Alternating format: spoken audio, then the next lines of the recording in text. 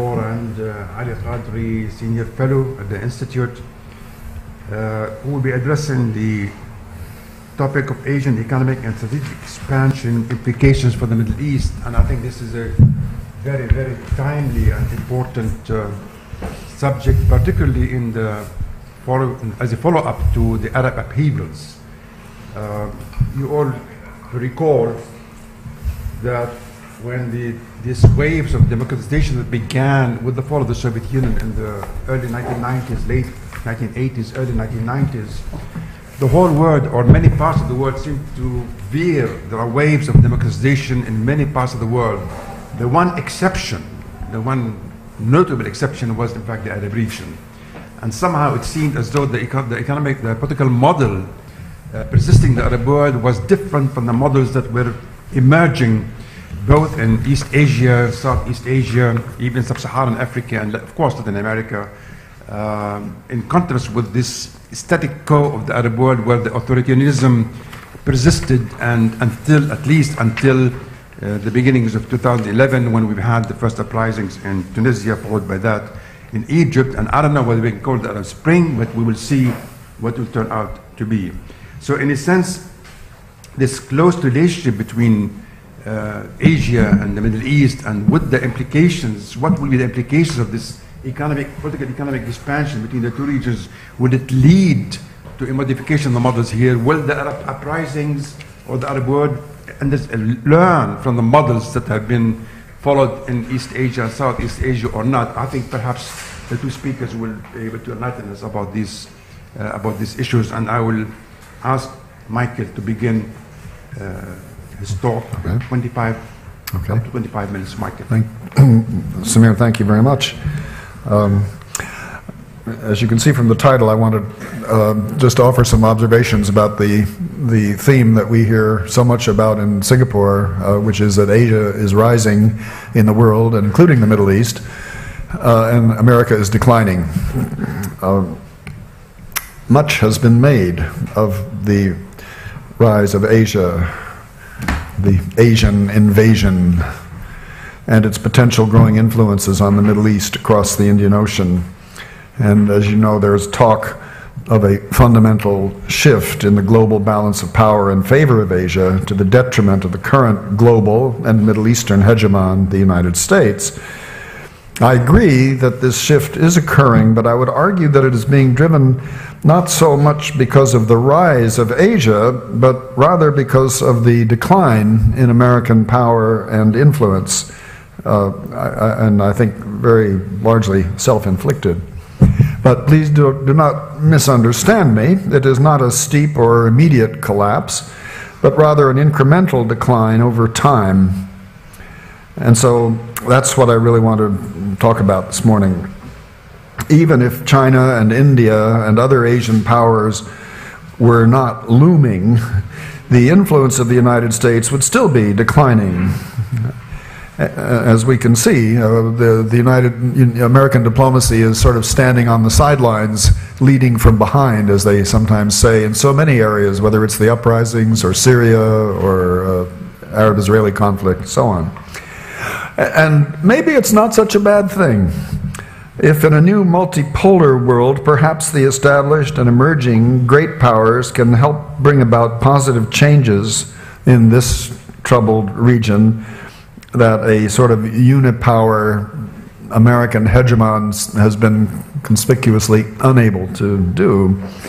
Because it seems clear up to now that the United States, as the sole important outside player, has failed to play such a role. So the notion that we have been talking about for quite a long time of a Pax Americana across the Middle East sounds quite hollow, especially the Pax part, because you don't have a lot of Pax in this region at the moment.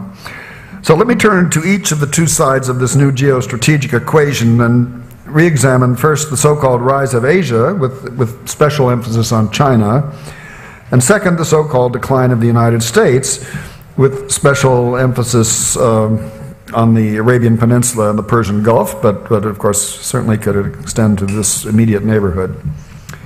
So Asia Rising, what does this really mean? Publicists for the Asia Rising School, and we have a number of them in Singapore, assert that in modern history, this is a quote from Kishore Mahbubani, actually, who likes to say that in modern history, Europe is yesterday's hegemon, the United States is today's, and Asia's will be tomorrow, and tomorrow's coming soon. The argument rests primarily on the spectacular economic growth in parts of Asia, first with the Asian tigers, South Korea, Taiwan, Hong Kong, Singapore, and now especially, of course, with China and India.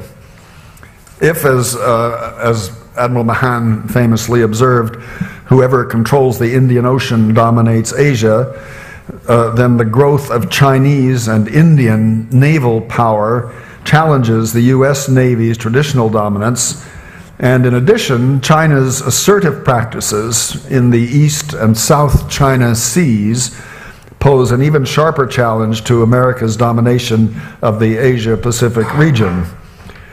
But you can see that this activity within Asia also in some ways fragments the notion of a coherent Asia rising.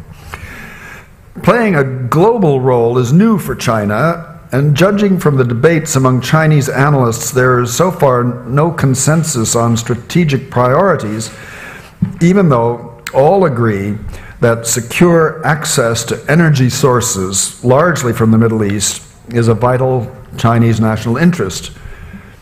Some emphasize China's traditional Eastern focus, recovering Taiwan, challenging Japan and South Korea, and projecting power in the potentially energy-rich South China Sea against the competing claims of the Philippines, Vietnam, Brunei, Indonesia, and so forth.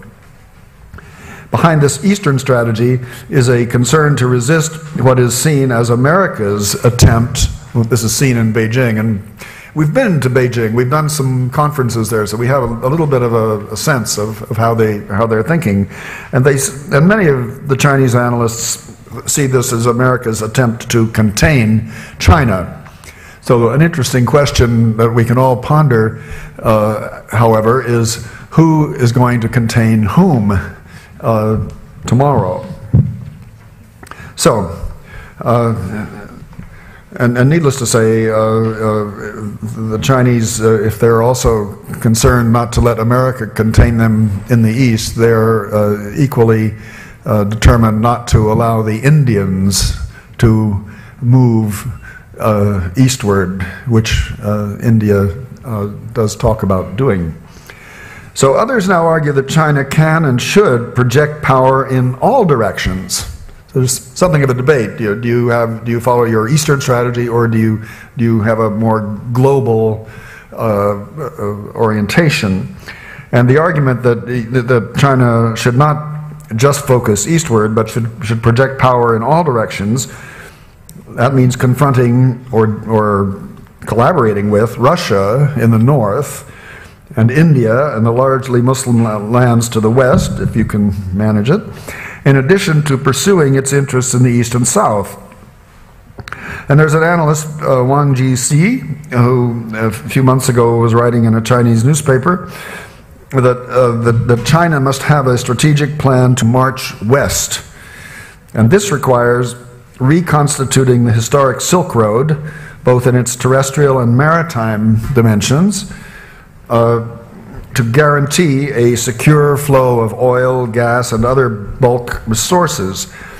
And it means building and dominating a new Eurasian super-region through an economic assistance program for South Asia, Central Asia, the Middle East, and the Caspian Sea area.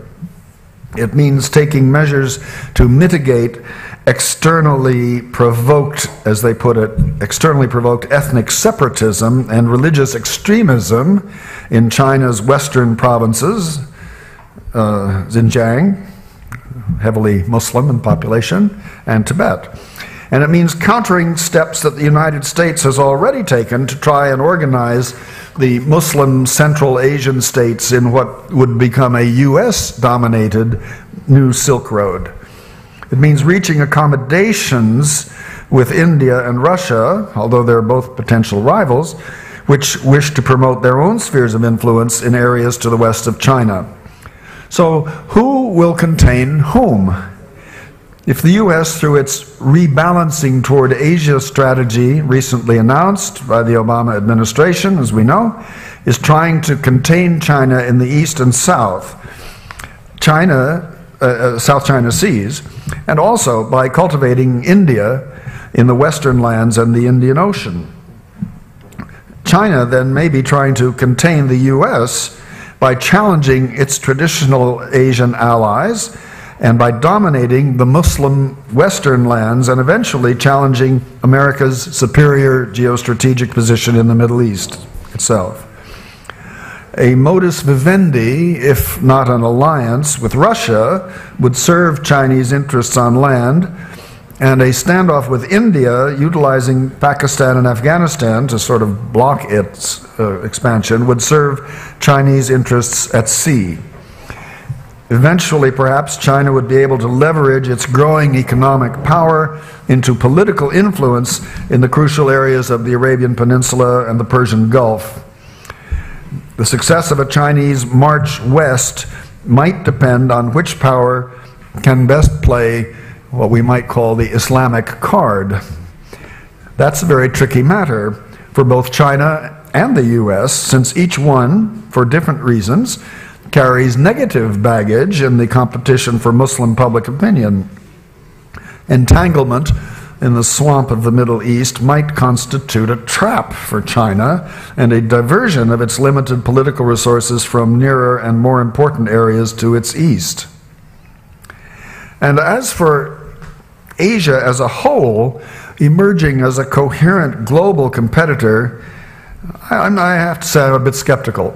It seems so fraught with fragmentation and local rivalries that one really has to entertain some doubts. Think of course, the rivalries that are evident to all today: China versus Japan, China versus South Korea, North Korea versus its near and far neighbors, even its only friend.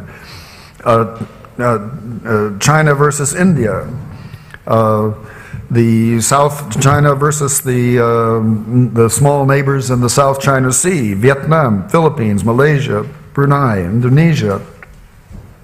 And then there are internal conflicts, of course, in Thailand, the Philippines, Malaysia, and Burma, Myanmar. That all of this leads one to entertain doubts about Asia's ability to project power and influence farther afield in areas like the Middle East. So that's half of what I wanted to say. The other half is the question of America declining, and the question is why and how fast. To be sure, there are challenges to U.S. supremacy in Asia and a record of failures in the Middle East. But Washington is far from declining its global dominance. We may look, I think, at two aspects of the situation. First is the rebalance, or what some have misleadingly called the pivot toward Asia. Second is the insistence that a pivot toward Asia is not a zero-sum game that requires a diminution of forces elsewhere. The question is, can the U.S. live up to these stated commitments?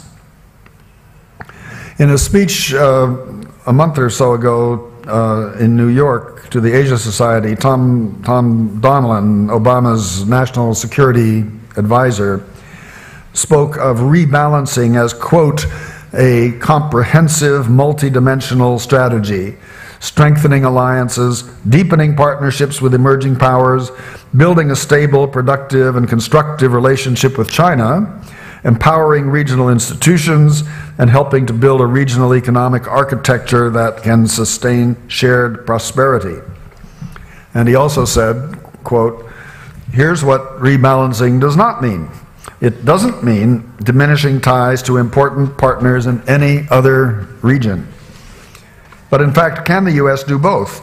In an era of fiscal austerity, war weariness, and of course Washington's famous political paralysis. We used to say that the U.S. had if I may speak irreverently, of a holy trinity of interests in the Middle East: Israel, oil, and containment of Soviet-Russian expansionism. Of course, the third of these concerns has disappeared, even though today Russia aspires to restore a position of influence for itself in the Middle East. Look at what is happening in and about Syria. But solidarity with Israel and concern for the oil-rich regions certainly remain strong. And I remind you of President Obama's recent visit to Israel, a veritable love fest. Let me also remind you of the Carter Doctrine.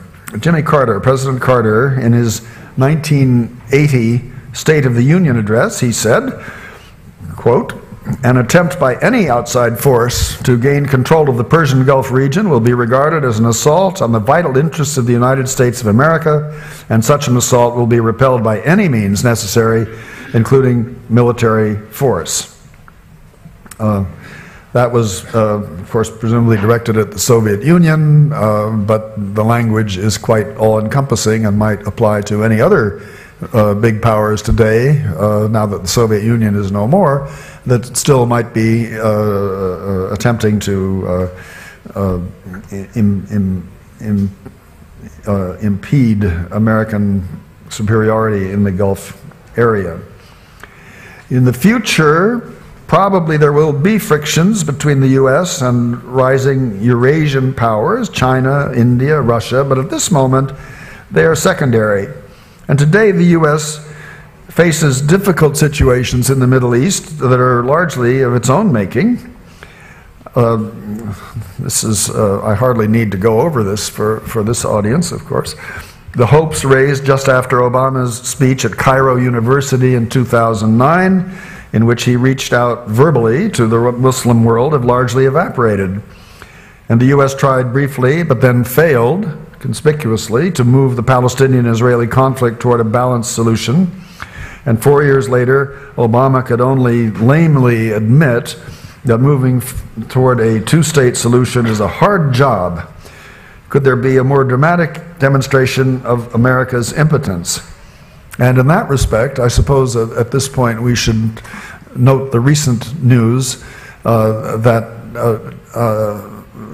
Abu Mazen visited China and had a nice chat with the president, followed by Netanyahu's visit to China, who had a nice chat with the president.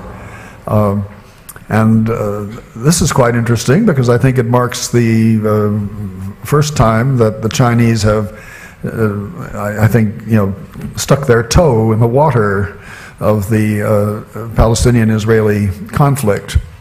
So if the Americans are looking feeble on this point, here come the Chinese. And even though I think this incident is largely symbolic, the Chinese perhaps don't have a lot to lose. They may not be able to move the Arab-Israeli diplomacy forward, but at least they're marking their territory. They're saying that we can play this game too. That's quite interesting.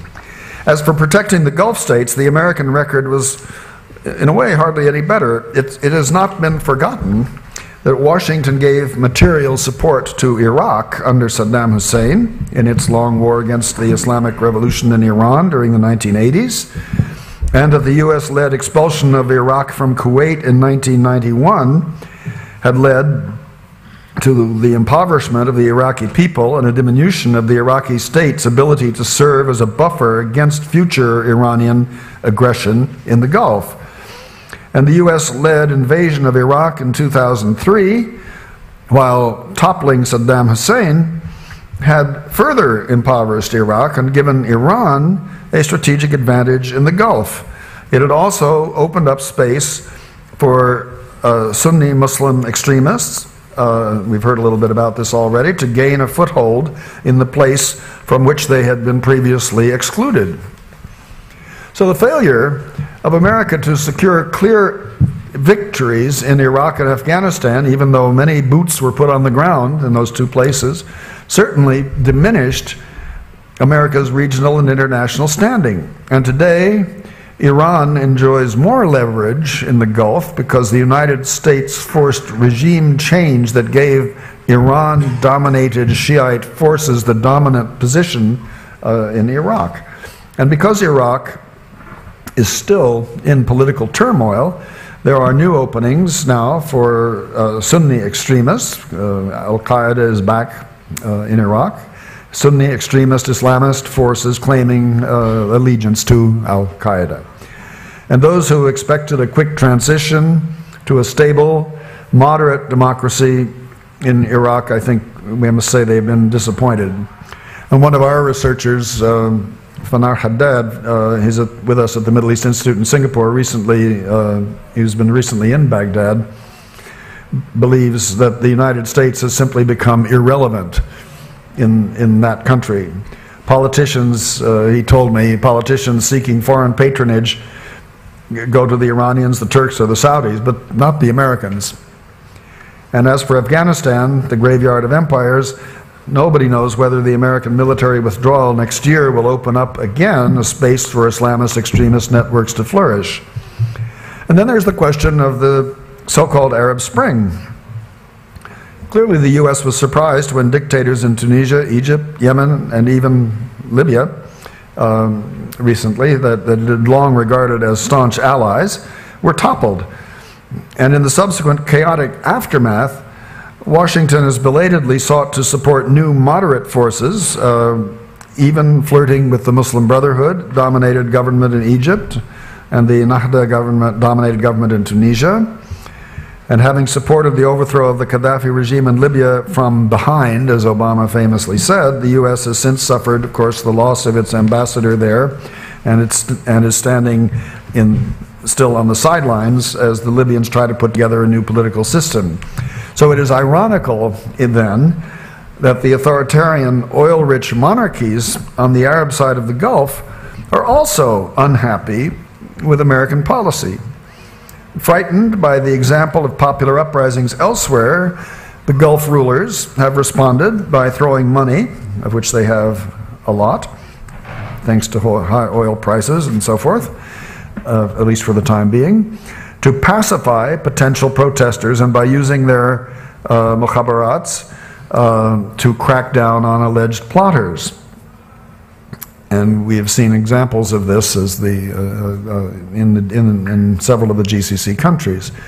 They have not been happy with what they see as Washington's wobbly position.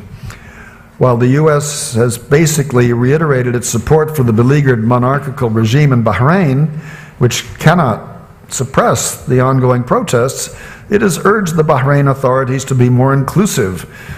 And this irritates the Bahrain authorities, and especially their powerful Saudi neighbors, who would like the U.S. to accept their claim and their reading of the situation that the unrest is an Iran-inspired effort to overthrow the monarchy. And furthermore, Gulf rulers, especially Saudi Arabia and the UAE, are unhappy with America's tentative support for the Muslim Brotherhood-dominated regime in Egypt. So the Gulf rulers, many of whom appear to be mounting a kind of counter-revolution against the Arab uprisings to their west and south, are unnerved that the Americans, who did little to keep their allies Ben Ali and Mubarak in power, could at some point also leave them in the lurch. So, where are we now? Well, I think to conclude, really, the conclusion is that for the time being, Asia is a kind of a free rider in the Middle East. If you were a foreign policy official in Beijing or Delhi observing the setbacks that America is suffering in the Middle East, there's an element of schadenfreude here, perhaps. You might say, yes, it's too bad that the Americans can't get things right in the Middle East, and we've always left this region to them, but what can we do? And you would probably answer, nothing. And why should they? Despite all the talk about Asia and the Middle East coming closer together, there's still an enormous geographical and psychological distance between them. A Chinese policymaker with a Machiavellian turn of mind might actually argue that China should stay out of Middle Eastern quarrels as much as possible and let the Americans do the heavy lifting. But as we have just noted recently, maybe they're not that Machiavellian. Nevertheless, down the road, Asia's thirst for energy will compel these distant powers to engage politically in the Middle East, and China and India will continue to work toward projecting naval power in the Indian Ocean and the Arabian Sea. Their oil and gas companies will continue to seek secure access to Middle East resources, and influential voices in the Gulf are already exhorting China and India to weigh in on the region's contentious issues. Our friend known to many of you here, our friend Dr. Abdul Khalik Abdullah, a well-known intellectual from the United Arab Emirates, has confronted Chinese and Indian counterparts, urging them not to stand on the sidelines if they want to benefit from the Gulf's energy and financial resources. That means, he says, taking a pro-Palestinian position instead of mere neutrality. And it means supporting their complaints against Iran and their concerns about extremist Sunni political Islam. In the event of an Israeli-American attack on Iran's nuclear and military facilities, or in the event of the collapse of the Bashar al-Assad regime in Syria, all of these issues may come to the fore suddenly. Russia and China so far have served as blocking agents against US and European efforts to squeeze Iran and bring down the Syrian regime. But in the event of a Gulf War, a new Gulf War, especially if it were to spread, let us hope not, to involve Hezbollah in Lebanon against Israel, where will Asia stand? Now, it may be to China's geopolitical advantage to adopt this sort of, as they call it, a march west policy, but the march will be full of pitfalls. And the convergences between Asia and the Middle East, although increasing, may have been exaggerated. The United States may be diminished, but it is certainly not going away, and it will continue to be the dominant military force in the region for quite some time. But largely because of, in my opinion, American inept policies, American influence is diminishing in this region, and the day is coming, and it may not be so far off, when China and other Asian powers will become active participants in Middle East diplomacy. And perhaps that's all to the good. I quote here, if you want a Chinese view of the latest Palestinian-Israeli initiative. This is a Chinese analyst quoted by Juan Cole in his blog the other day. The Chinese are saying, on the eve of the visits of Palestine's and Israel's leaders to China, some individuals suddenly indulged in fantasy and stated as follows: China wants to secure its own foothold in the Middle East and tries to erode the influence of a certain big power in that region, unnamed. The international arena, the Chinese analyst goes on to say, is not the sole preserve of anyone. Pushing for the resolution of hot-button issues is the common responsibility of all. Turf war and scrambling for interests are totally unrelated.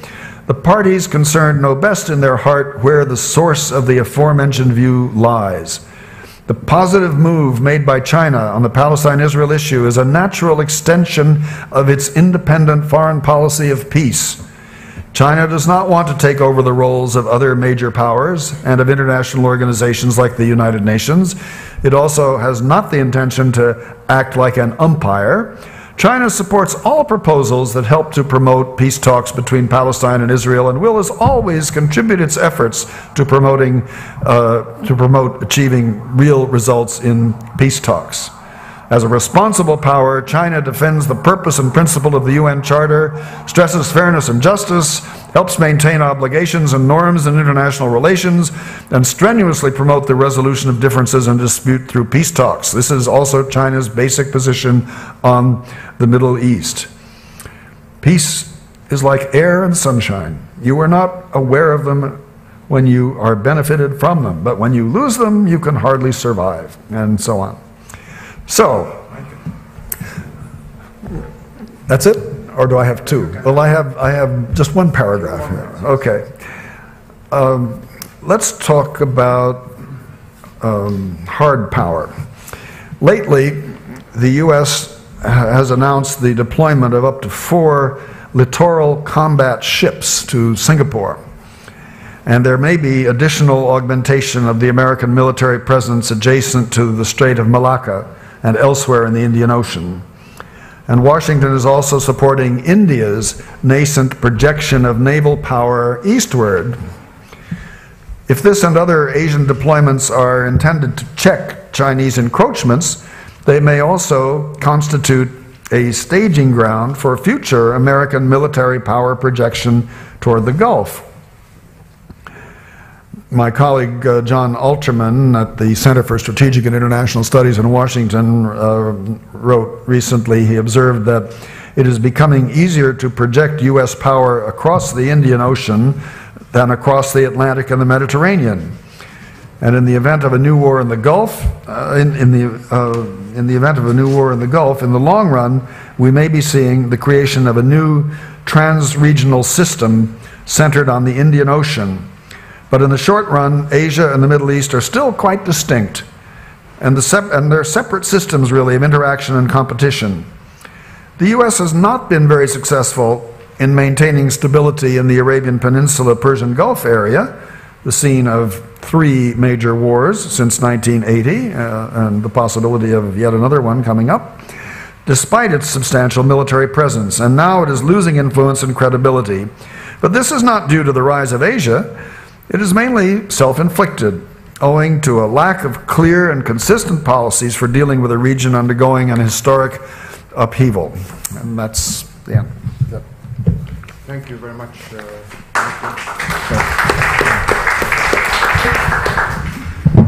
Ali.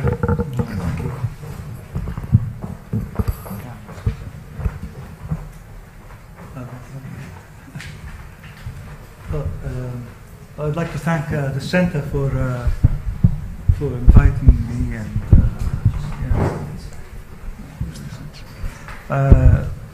I'd like for inviting me and my colleagues here to discuss a really interesting and hot topic, so to speak. My topic is really probably the easiest to discuss because it's just a story of success and failure almost. I mean, if one limits development to the economic aspects of development, because the cultural and social aspects of development are much more complex.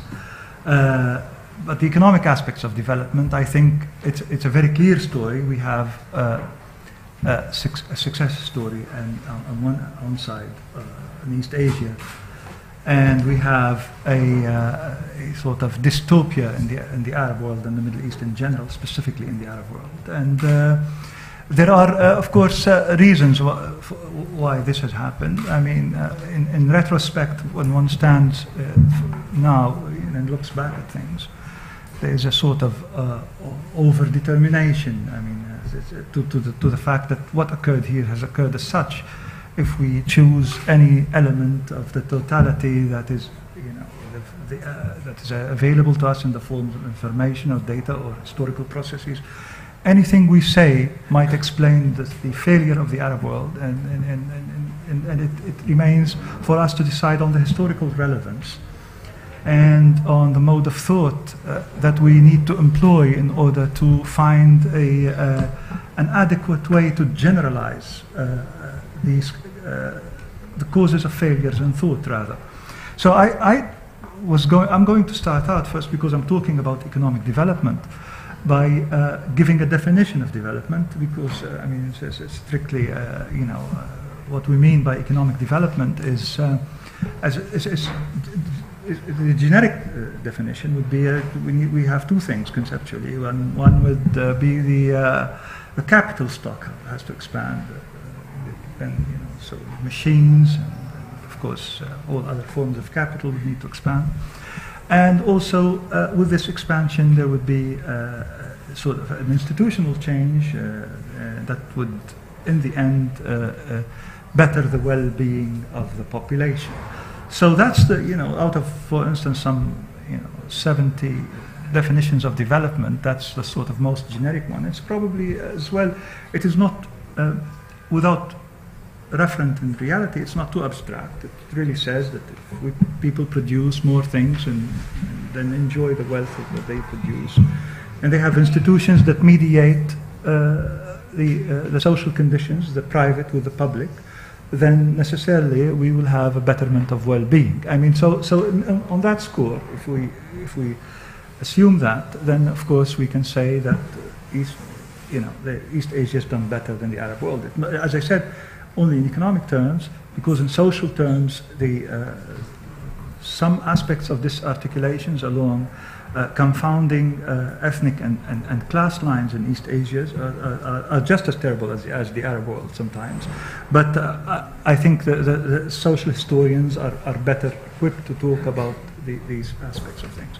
Now, the quantitative side of things is very straightforward, of course. The picture is pretty bleak in the Arab world, but so let's say, but it wasn't always like that in the Arab world, because between post-independence, 50s, 60s, 70s, in the Arab world, income was growing handsomely, and we've seen immense developments in the post-independence period. And also quantitatively, the growth rates, which is what we have as a quantitative measure, appears to have been higher in that period than it is now. Now, up until 1977, East Asia's income was growing just as much as handsomely as the Arab world income was. In 1977, there seems to be around the early 80s, I mean, up to 1980, when the whole world adopted the sort of unfettered market ideals, we have a retrogression in Arab incomes, almost to the point of nullity, to the point of zero almost in per capita growth, average growth rates between 1980 and 2010, which means that it's a terrible condition. And if we look at East Asia's, real per capita income trebled during that period. So that's one quantitative aspect. So now, I had 15 years ago, I worked on China's accession to the WTO. That was one of the first things I've done. And during that work, I worked on, sort of as a subset to that, I worked on the relationship between the Arab world and China, the trade relationships. And what I found then is something from, I had access to a very specific database, is that although the initial conditions, the initial quantities of trade between the Arab world and China were quite small, but whereas in the globalization age we've seen a rise in trade that is 3 times the growth rate in the global age, the Chinese trade with the Arab world was almost rising at 20% a year. And so that's like something, it doubles in every 3 or 4 years. So it started from a low base. And recently we held a conference on China and the Arab world at the University of Singapore. And I've looked at the data again since, and I found that the growth rate exceeded the linear expectations that we've had. It grew by more than 10%. And of course, the structure of that trade is very, very clear enough that such that we do have almost, it hasn't changed for the last 15 years. And the structure of the trade is that there's petrol, oil for commodities, for manufactured commodities. This is all that one sees, and it hasn't changed. So the structure of the trade relationships hasn't changed. So that's part of the other quantitative aspects of things is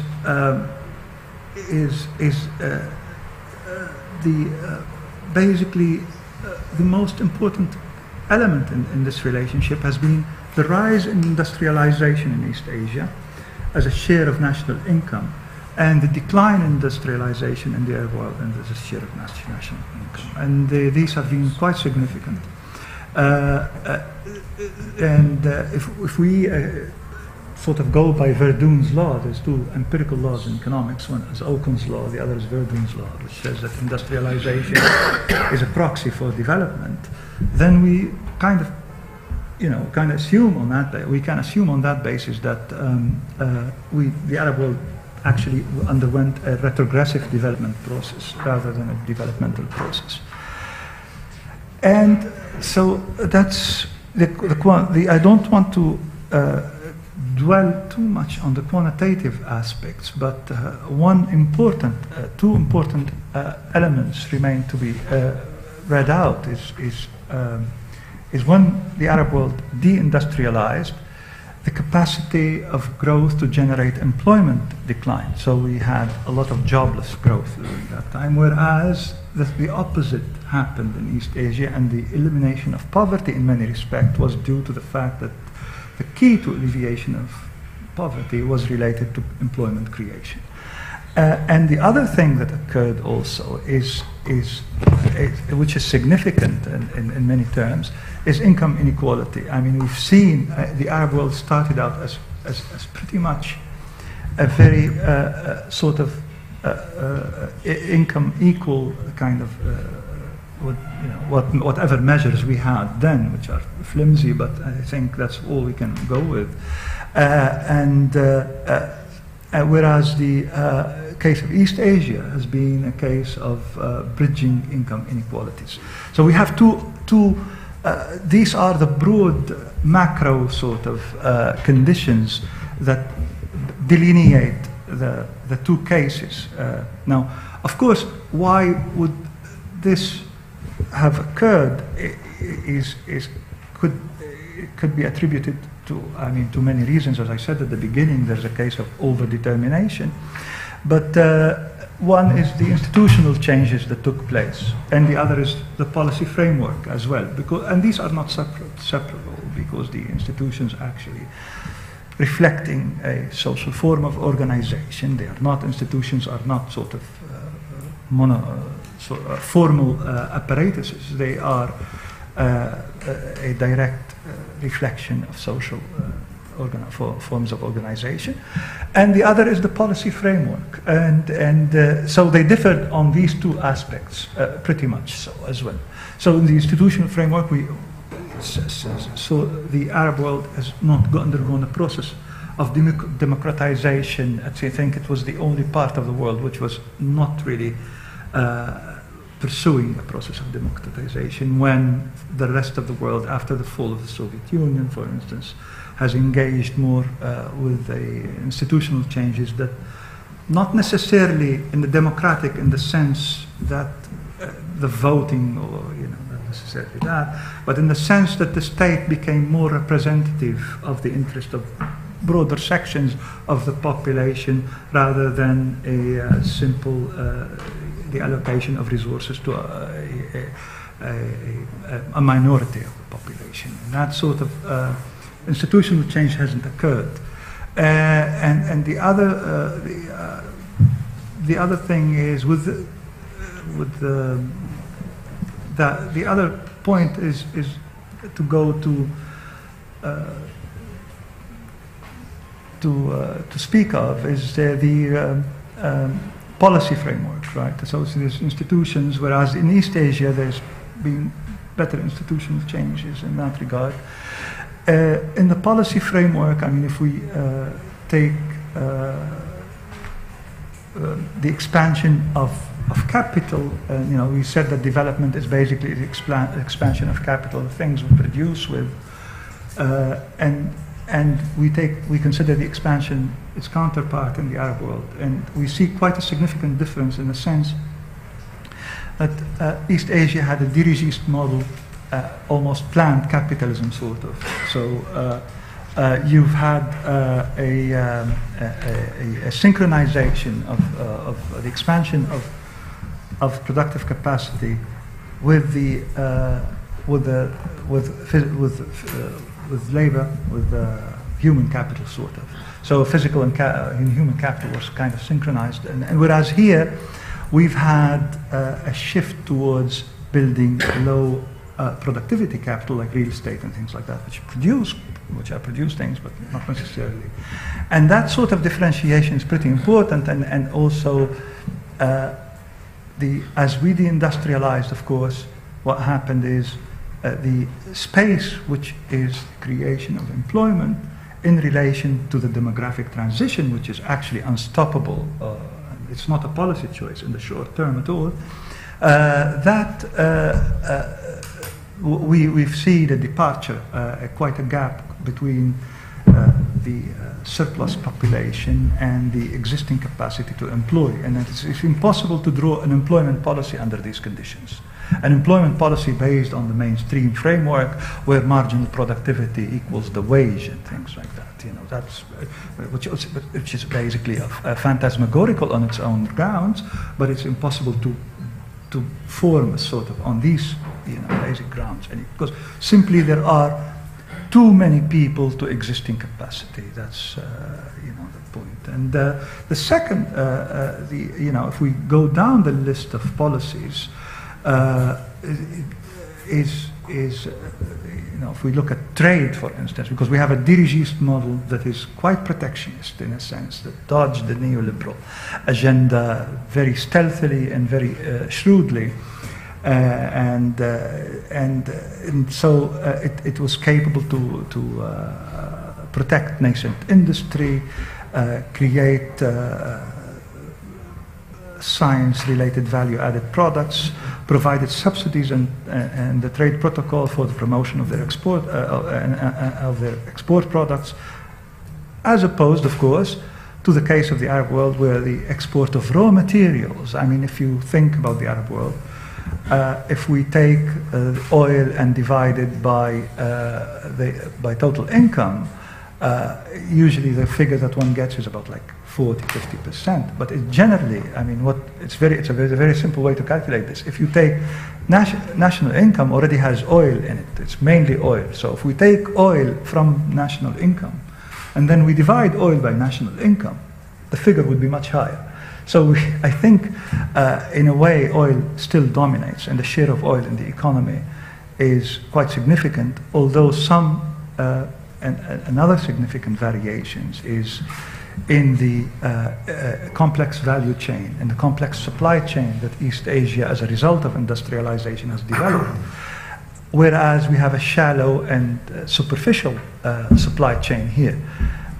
And if we look at dynamic products in world trade and growth-related trade, a study in around 2001 that occurred after the Asian crisis, to study the reasons for the Asian crisis and whether it would have been able to rebound from the crisis, it found that basically it's the more technologically infused products that tend to make trade conducive to development, as opposed to the fact that we can take one tertiary derivative of a single product, which is oil, to make ethanol or something like that. That would not be a trade enhancing development process. So this is in finance also. I mean, that's the trade sector, the trade policy. In finance, of course, there's very important involvement of the central banks of East Asia in making sure that when they open the financial spigots, these don't target the minority section of society, but they target a more expansive role. Now, of course, one thing, expansive economic role. One thing to remember is that all regimes, probably, irrespective of their credo, they tend to stabilize. They need stabilization. They make stabilization effort. Now, there are differences in stabilization efforts. The difference is if we if we stabilize by actually creating industry that enhances development in many sorts, that's the sort of stabilization that is long-termish that doesn't depend on short-term fluctuations in revenues to the state and so forth.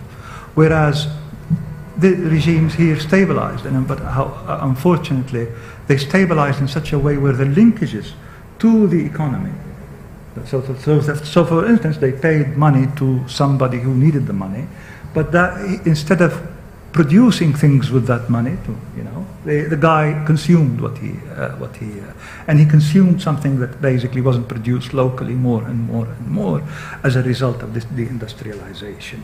Of course, notwithstanding the dependency on food, and which the Arab world, of course, became the most food-dependent region globally as well. Most important in the policy framework, as macroeconomists know, is the fiscal and monetary policy, and in these two areas as well, the adherence to the IFI's diktat sort of supplanted the role of the state from the ownership of macro policies. So when it came to money and the expansion of money to rejuvenate the economy, that wasn't possible because of growing balance of payments constraints in the case where they occurred, which in most cases, alongside a pegged currency, which meant that they had to keep a lot of money in reserve. Whereas, if you compare this to the previous period, to the post-colonial period in the Arab world, when there were more controls, what more controls did is they created a dual currency system in the economy. So you could expand the national economy and calibrate your needs of exports and imports. So you had dual exchange rates, multiple exchange rates, multiple interest rates. When we all know that the diktat of the IFIs is to liberate and to provide a single interest rate. When you have a single interest rate, all that single interest rate is going to do is going to make sure that the money doesn't flow out. So when you raise the interest rate too much, you decelerate your feeble economy, which is already enfeebled by that. Now, I want to come to a conclusion. I don't want to say that things that everybody says, and these things are is that they departed because of different historical processes. The comparative is all fine, but the historical process is different than simple symbolic variations between this place and that place, which we all know occurred. And the subject of history in this case has changed. Things change. We can say that macro policy changed or the interest rate changed, but we've given a life to a formal concept that doesn't have a life of its own. It's people that make it. And so we reified it in a sense. So we need to de-reify things and to actually pinpoint to the social agency and the historical process that occurred. And with this, there is three elements that I found significant. That sort of, if I'm looking in this overdetermined case for historical relevance, and first of all, the mode of integration with the global economy matters a lot. So the Arab world, as opposed to East Asia, is integrated with the Arab economy, not via oil only. The more important component of integration is the war part. This is a war corridor for a long time. War, as we know, makes money not necessarily on the way up, also on the way down. It's pretty important in the age of financialization. That's one thing. The other thing is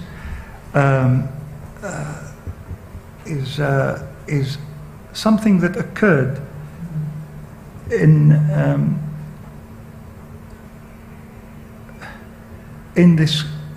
the social structures of the Arab world as a result of successive defeats and conflicts as well. There has been an accommodation, a social restructuring in societies to accommodate the terms of defeat. It is, of course, a very slow process that one doesn't observe. The same party that, for instance, would say that is anti-imperialist one day essentially would carry on by being pro-imperialist with the same anti-imperialist rhetoric, that sort of thing, right? It happened in the Mexican Revolution. The Mexican Revolution actually underwent a process of reverse reform after 30 years of its, after assuming power. So that's another historical process that was taking shape.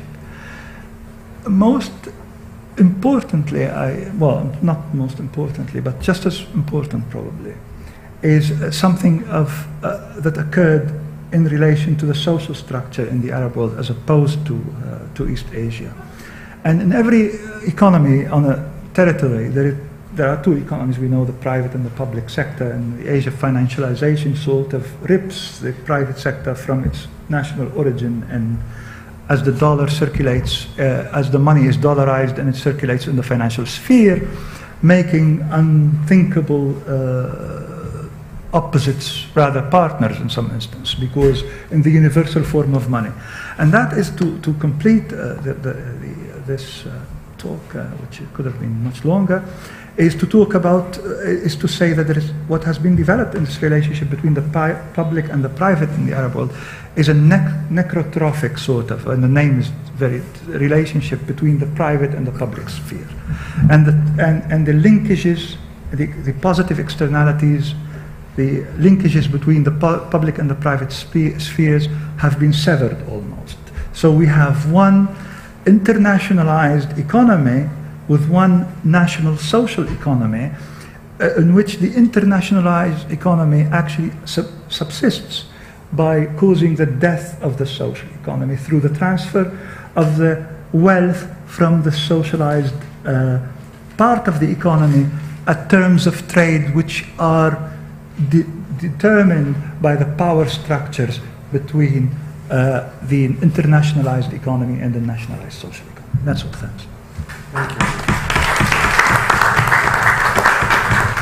Thank you very much, Ali. And I guess this presentations of both Michael and Ali bring out very clearly the interconnections between politics and economics.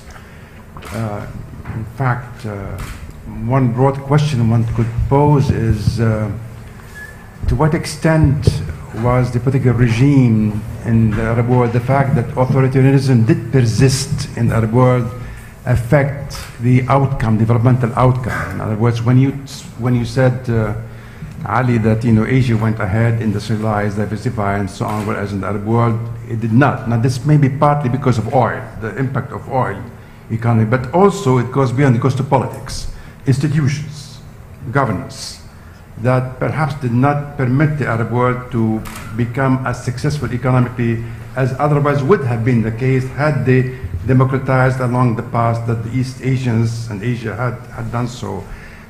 This is one thing to ponder. The second thing to you, Michael, is given the fact that the Arab-Israeli conflict is still there, it has not been resolved, given the fact that the oil wealth still has its influence, this greater reach on the part of China and Asia in the affairs of the Middle East, because they need the Middle East, how will it play out? How will it play out politically? Will it lead to greater, I mean, China is not a model of democracy by any means. Will it play out more towards the push in the direction of democratization, or will it be a hindrance to that in that process? Just a thought that came to my mind. I mean,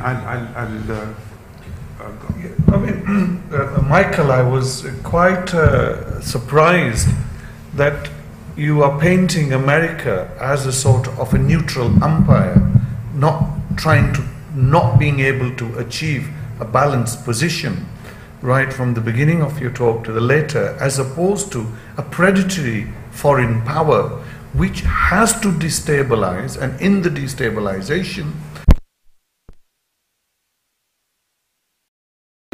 its declining supremacy. I found it quite strange and thought-provoking to think that there is an element of neutrality within those in power, and also that the economic rises, Ali, that the references perhaps to look at this region, has it even managed to shed the colonial era? Because the countries that have developed, have they not managed to shed at least the ugly, overt vestiges of yesterday's colonial powers? Can a region that is in effect dissected, colonized in one way, shape or form, can it ever reach out from under the boots of the colonizers' strategic objectives? In that respect, what sort of impact is the recent organization of the BRICS countries, particularly the establishment of a bank with its huge resources and the trade between them, not in dollars, how is that likely to impact this region? Let me suggest that we collect a number of questions, queries, and then ask the panelists to respond. I think you have to say. Yeah. Yeah, I think my question, comments mainly for Ali. You talk about the dismal picture in the Arab world as compared to East Asia. But the Arab world, neither the Arab world nor East Asia are homogeneous regions. I mean, you have countries which are indeed very dismal in the Arab world, but you also have the Emirates, you have Qatar, you have and Oman, and the situations are very different. And in East Asia, you have the sick man of East Asia, I suppose you could say, the Philippines. And then, so we're talking about different kinds of states. So you have the rentier kind of states, and you have other kinds of economy.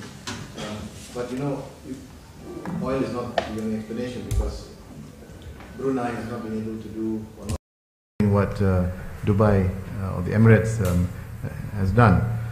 So that's one comment.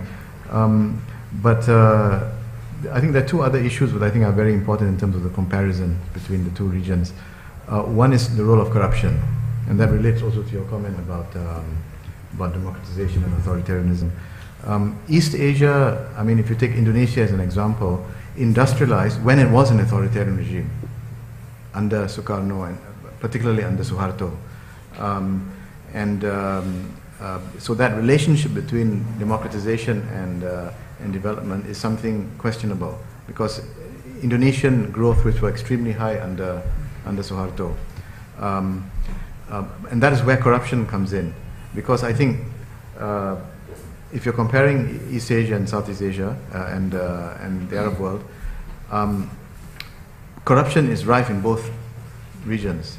But the difference is, and I don't know much about the Arab world, but as far as countries like Malaysia and particularly Indonesia are concerned, corruption was what the Sudanese economist Ibrahim Karsani said, a fifth factor of production. Unlike African states, where money, funds obtained through corruption are simply sent out and deposited in foreign banks, whereas in Indonesia and Malaysia, they are, reinvested back into the system. So I think that's a very important factor. The last thing, brain drain, and that I think there's a big difference between the Arab world and East Asia. You have significant brain drain from the Arab world, but not from Southeast Asia. Yes. Thank you very much, and thank you for some two very interesting presentations. I just wanted to comment on what Professor Hudson talked about the Asia rising and America declining debate. And I think you're very right in saying that Asia is not a coherent actor. And in that sense, it's maybe a little bit exaggerated to have this whole Asia rising in terms of looking at the Middle East. But I think you can talk about a couple of Asian powers who are becoming much more assertive because, as you also said, they have a self-interest in terms, especially economically, for both China and India. It's extremely important securing uninterrupted oil flows. I think China buys more oil from Saudi Arabia today than America does. And obviously, India has the same issue, so keeping the oil flows open through the Indian Ocean is extremely vital for India too. And in a sense, I think it's interesting you talk about America declining more because of its own policy. In a sense, you can say that it pushes other powers to the forefront and even asks these powers to be more active. When you've heard the American rhetoric for years now, asking China to be a responsible stakeholder. It's basically asking the Chinese to take a broader international role, but probably not maybe thinking it all the way through, because it's not necessarily going to like the consequences of that. For the same as India as a rising power who really seeks a seat at the Security Council, they also seek to show their sort of international global credentials. and playing a much more active role. And I think you were right that we will see a much more assertive, also Indian foreign policy many places. I think one area is the Middle East process, like you were mentioning, but also in an area like Syria, you've seen very different Indian and Chinese policies, policies that differ very much from the U.S. Although the U.S. maybe sees India as an ally, it's definitely been extremely different policies when you look to Syria, for example. And I think you had a good point, concept when you talked about Asia as a free rider right now. Because it seems to me that when you compare with the US, Asia or India, if you look again specifically at India and China, they do have a soft power that's very high in this region that they could probably use from. If you look at all the opinion polls of this region, China always comes out with extremely high rates compared to obviously America and even also Europe. But they've not really been tested yet. Because nobody knows where they really stand in issues of the peace process and things like this. So there is probably a potential for these powers to play a more active role, like you were saying. But we haven't really seen how far what their policies really are when it comes down to it. And obviously, it's not necessarily going to be in America's interest what they will work for, so to say. Thank you. We have exactly 10 minutes. I don't know whether any other because.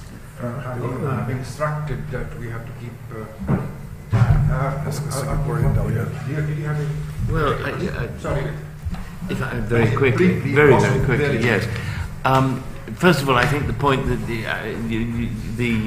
I mean, obviously there are huge differences in Asia between these various countries, but I would have thought there are even bigger differences between Middle Eastern countries, and somehow. I think it might be more useful to sort of disaggregate the oil states from the others. Then one can actually see what's being talked about. But I think, I mean, I completely agree with you that you had this period of dirigiste economies in which things were all, in the 50s, 60s, and 70s, in which things, as an unreconstructed Stalinist myself, I, thought this was rather a good idea. But the fact is that somehow these East Asian economies managed to, well, put it this way, you have this privatization after that period, or this disintegration of the dirigiste economies in the Middle East. But somehow this dirigism disappears in Southeast Asia without the disastrous consequences that you have in the Middle East. And I think that's quite important to understand. I mean, in the sense that, after all, these countries are actually prosperous.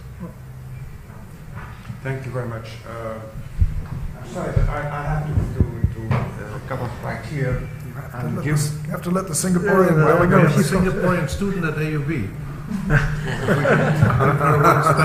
you are. I'm so sorry, but just 2 quick points. The first point is that why do we assume that superpowers all have to act in the same way in the American model? Because I think the ideologies that animate the Chinese and Indian governments are very different from the kind of the American thing. And the second point is, Dr. Hudson, your point about China being, Asia or China in particular being a free rider in the system. I mean, the fact is that China is embedded in in an economic system in which the U.S. has presided. I mean, it depends on Americans to continue to consume in order for its rise, and it's profiting from the wars in the region. So, yeah, just 2 small points. Thank you. Thank you very much. I think some of these points we need to raise in later sessions. So let me stop at this point and ask Michael. I'll give you 5 minutes, and Ali, I'll give you another 5 minutes. Go ahead.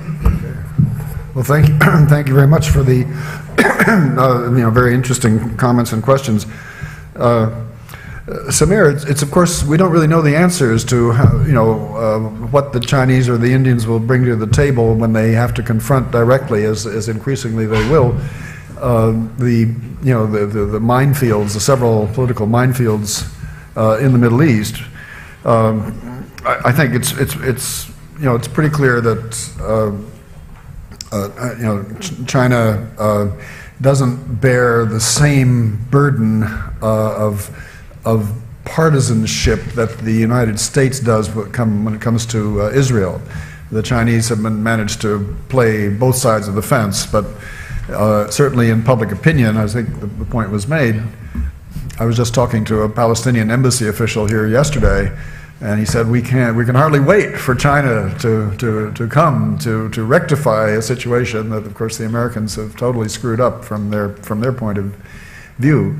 So, but we don't really know. And as the quote I gave from this Chinese, newspaper, they're playing it both ways. But China has sufficient leverage and connections now with Israel because they have a good trade relationship now, but they have a kind of good ideological sort of base with the Palestinians. And as for how do you deal with the move for democratization or the Arab uprisings, the Chinese are not famously democratic themselves.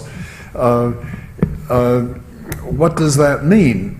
Does that mean is that a problem? Is that a burden for them, or does it just give them kind of freedom of movement?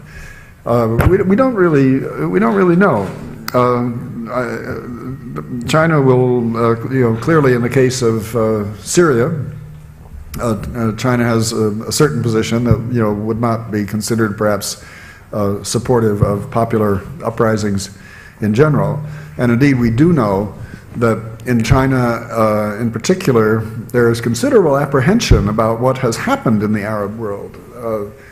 You'll remember that the Chinese blocked the word jasmine from their search engines after what happened in Tunisia. And there's a certain apprehension, I think, there that these movements can get out of hand and perhaps spread to the predominantly Muslim areas of Western China that are already in somewhat difficult, complicated situations, related to the government. Tariq, I'm surprised you're surprised at my description, because I was not, certainly not intending to present the United States as a neutral factor. Great powers do what great powers do. The United States has followed its interests. Some of these interests are defined sort of, in a sort of a rational framework, and others are very much defined by domestic political forces. And so, but I totally disagree with your assumption that the United States thrives on instability and chaos. Quite the contrary. The United States has always striven to dominate a region, and the more stable and peaceful it is, the better. Washington is quite dismayed by the uprisings. Big powers, especially if they're dominant big powers, they prefer the status quo. And what now you see is a challenge to that status quo. So I don't see the U.S. as neutral. I think they're in a way playing catch up. And as for Ambassador Lassen's comment, I agree with them all. I think that you make a very interesting point that up to now, Asia and China and India can and do free ride. Why bother? You're not going to win, really, because you're not really going to solve any of these problems. So leave the heavy lifting to the Americans. Say kind words on the outside, but you're absolutely right that they cannot ignore this region.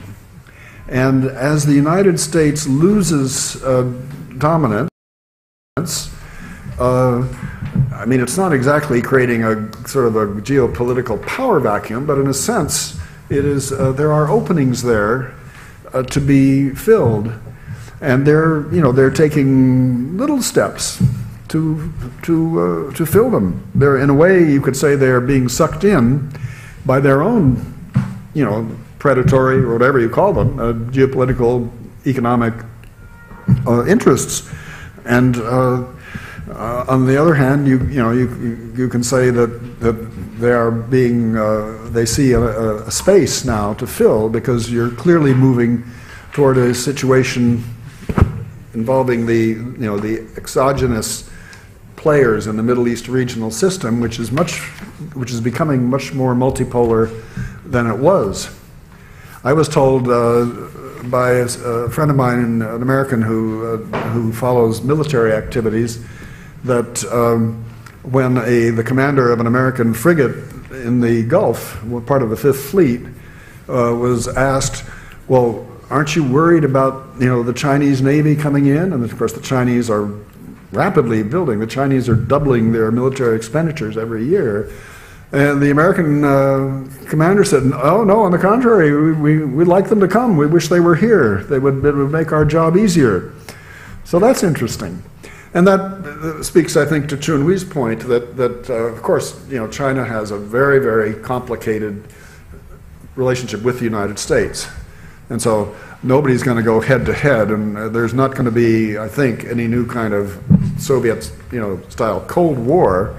The Chinese are too smart for that, and I think the Americans are too smart for that. But at the same time, within certain margins, there will be some juggling. Oh, okay, thanks. Very briefly, I think I'd like to thank Dr. Attas for bringing these very important points that I left out of the talk. Right, and so these are things which I need to consider.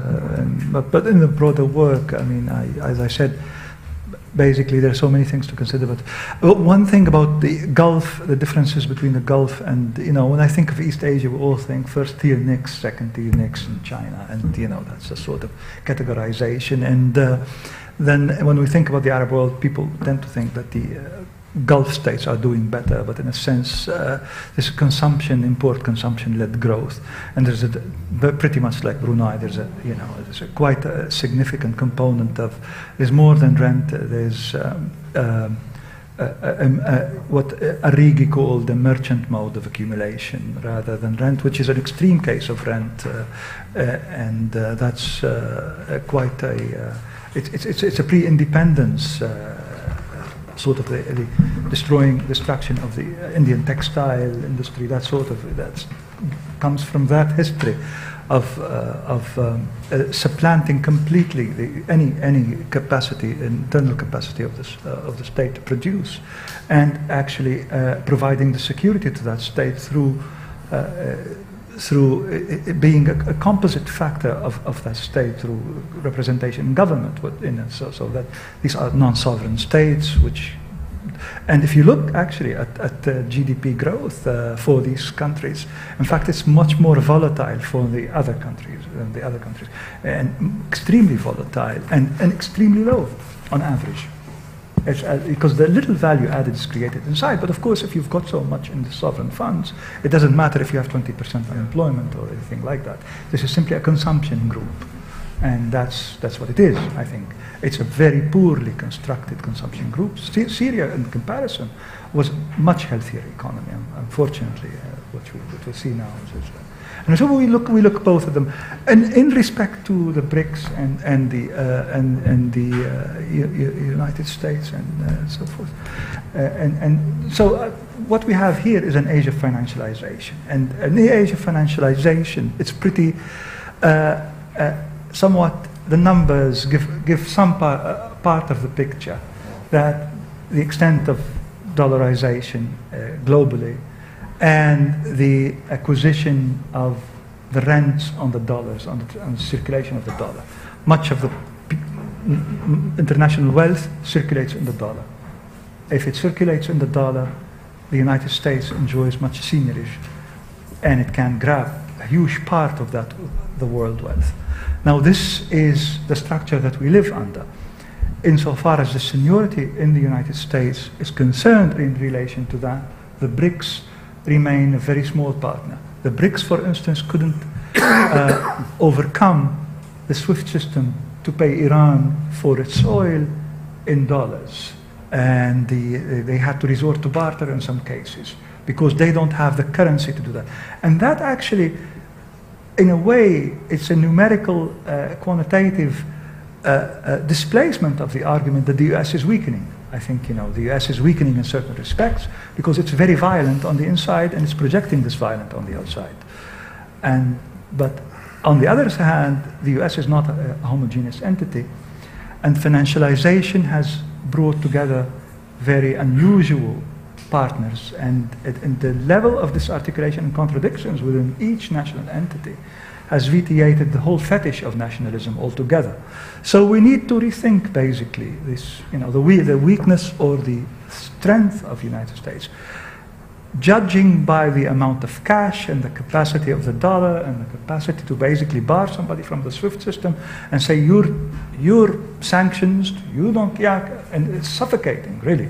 And so that sort of power, irrespective of the losses on the ground in Iraq and Afghanistan and elsewhere, what we have is a destruction of sovereign states, and these states we have now territories that are dollarized, and greater circulation in the dollars. So one has to consider all these things, and so corruption, for instance, again, rent and corruptions are very concepts which are laden with Eurocentricity, and corruption is not a moral category per se, it exists everywhere. In economics, it's basically the misuse of resources that are intended for public ends, and that exists everywhere by various degrees.